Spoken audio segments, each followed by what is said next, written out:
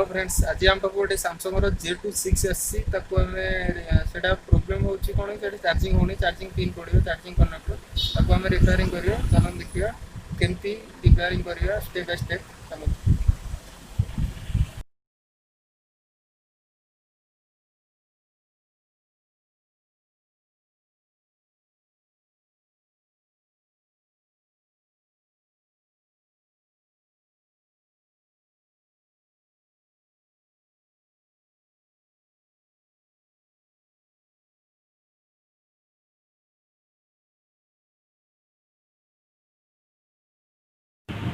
तो प्रथम आम सेटू खोलिया देखिपे मतलब एटा स्पीड करुच्ची कहीं वीडियो बहुत लंबा हो तो सेटू को आम खोलुचे देखुचे कौ भाया खोला हो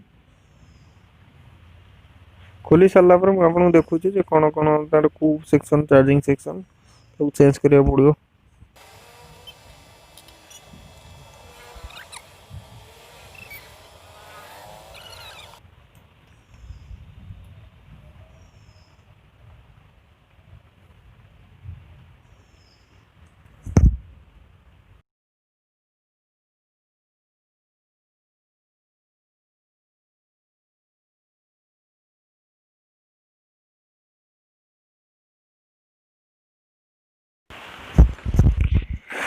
पूरा आम सेट पूरा डिसेबल करदे मैंने खोलीदेली तो फास्ट कथा हूँ मुझे पूरा गोटे गोटे कथा कहूँ जे आपड़ जदि सेट खोलुंट आप जेहतु चार्जिंग कनेक्टर पकेबाई खोलुंट सेट तो आप देखा पड़ो जे से मॉडल सेम कनेक्टर आप स्टॉक अच्छी ना ना ना पुणी ब्लोअर हिट मारिक उठेदेला पुणी पचर नथिबे कस्टमर कह ना मत सेट फेरई दियो आप जिनस भी ना प्रोब्लेम हम से देखी दिखाते से मॉडल मो पाखे जिनस अच्छी ना ना तो मुझे देखिली मो पाखे सेम जिन मॉडल जिनस अच्छी तो मो ब्लोअर उठेबी उठे आउ रिप्लेस करी कनेक्टरटा तो देखो कौ भाया ये हूँ तो यार कैमेरा एंगल ये कर प्रोब्लेम हो देखा जाऊ ठीक से तो एडजस्ट करदेवी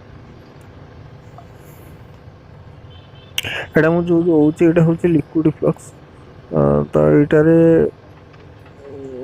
एटा मु तो यूज करे आपण जानिथिए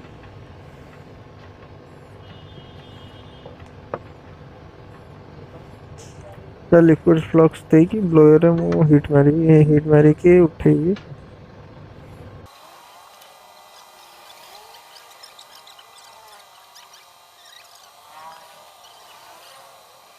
तो फ्रेंड्स मु मझे मझे वीडियो को स्पीड कर ना बहुत लंबा है एक्चुअली गोटे काम करने अध घंटे समय लगे मुझे अध घंटे वीडियो आप बनई छाड़ी तो प्रोब्लेम हम से मझे मझे स्पीड कर दूसरी जमती कि आप वीडियो न देखिए बोरिंग न लगे।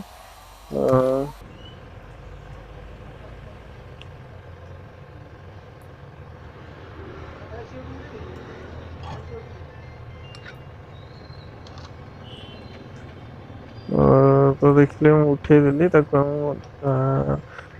किसी सोल्डिंग आयरन लगी मैंने सोल्डर लगी सोल्डिंग लगी डिसोल्डिंग वायर देखिए से सोल्डिंग गुरा सब काढ़ी मु यूज कर डिसोल्डिंग वायर ना आउ किसी लोग भी यूज कर आउ किसी टेक्नीशियन यूज कर जोटा कौन पंप गोटे यूज कर सोल्डिंग भिड़ी दिए तो मुझे यूज करुच्ची डिसोल्डिंग वायर।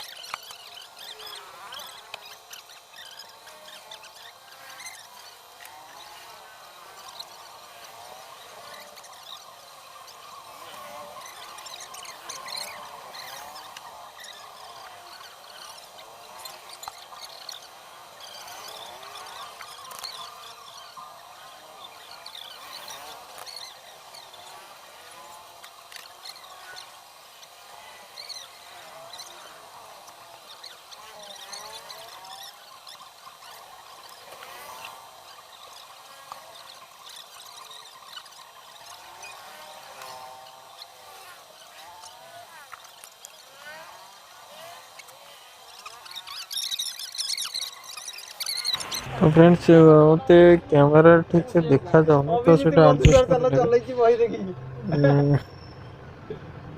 କୋଡ଼ିଏ ପଇସା ଖର୍ଚ୍ଚ କରିଛି ଯେ 60 ନା 70 ଜାଗାରେ ଷ୍ଟେଜ୍ ଫେଜ୍ କରି ଡେକ୍ ଫେକ୍ ଲଗେଇ ଡିଜେ ଫିଜେ ଲଗେଇ ଚଲେଇଛନ୍ତି।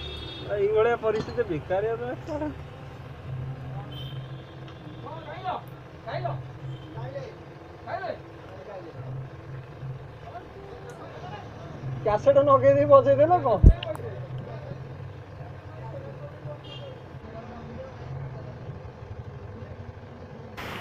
ତ ଏବେ ଆମର କନେକ୍ଟରଟି ପଡ଼ିଗଲା।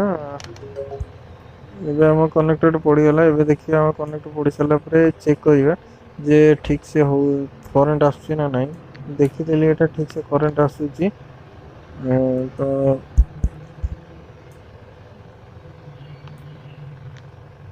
ତ ଏବେ ଫିଟିଂ କରିଦେବା।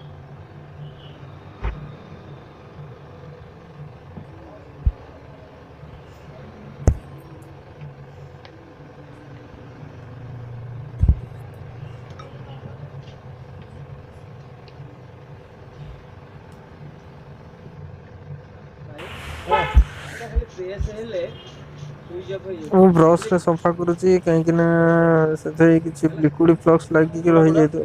ହଁ ଆଉ ଗୋଟେ କଥା, ଯେତେବେଳେ ଆପଣ କାମ କରୁଛନ୍ତି ତ ଆପଣ କ୍ଲିନ୍ ସେ କରନ୍ତୁ। ସେକେଣ୍ଡ ଟାଇମ୍ ଯେଉଁ ଟେକ୍ନିସିଆନ୍ ଦେଖିବ ତାକୁ ଯେମିତି କାମ କରିବାରେ ଅଡ୍ ନ ଲାଗେ। ଯେ ଗୋଟେ ଲିକ୍ୱିଡ଼ ଫ୍ଲକ୍ସ ଗୁଡ଼ା ଲାଗିଥାଏ ସେଗୁଡ଼ା ଲାଖିକି ଥାଏ, ତାକୁ ସଫା କରନ୍ତୁ କଷ୍ଟମରକୁ ଦିଅନ୍ତୁ।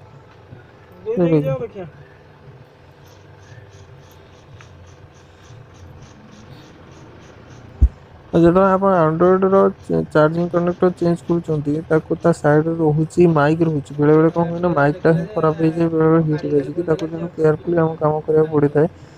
ତ ସେଇଟା ଆମର କେୟାରଫୁଲ୍ କରିବା ପାଇଁ ପଡ଼ିବ।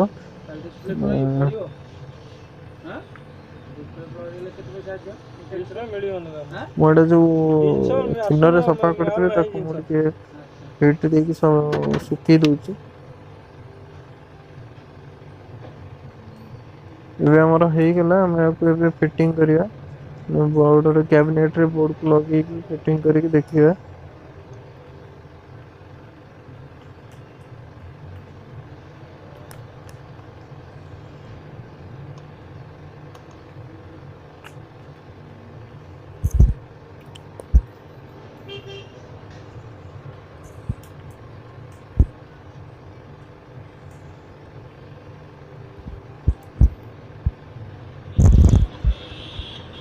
ମୁଁ ଆଉ ଥରେ ବ୍ୟାଟେରୀ ଲଗେଇକି ଦେଖିଦେଉଛି।